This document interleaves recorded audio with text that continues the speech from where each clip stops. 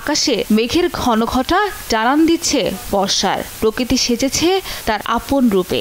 গ্রীষ্মের যে নগরী তাপপ্রবাহে ছিল জীর্ণ, তপ্ত, রুক্ষ, সে নগরীতে বর্ষা যেন নিয়ে আসলো শান্তির ছোঁয়া।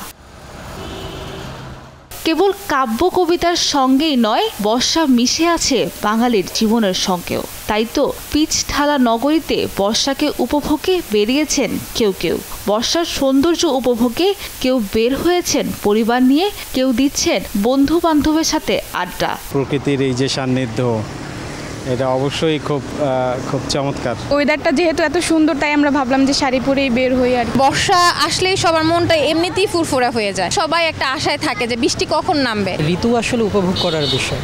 হ্যাঁ, এর সাথে একাত্মতা প্রকাশ করে বর্ষাকে উদযাপন করার মতোই একটি বিষয় আমার কাছে মনে হয়।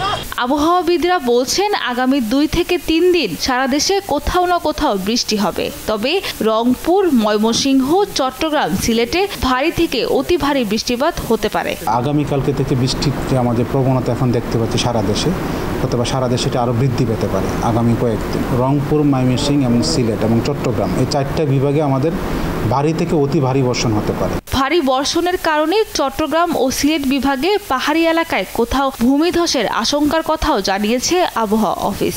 কোথাও কোথাও যেমন আমাদের পাহাড়ি এলাকা, যেমন চট্টগ্রাম এবং সিলেট, এই দুইটা যে আমাদের ডিভিশনে যেহেতু পাহাড়ি এলাকা, সেখানে ভূমিধসের সম্ভাবনা আছে।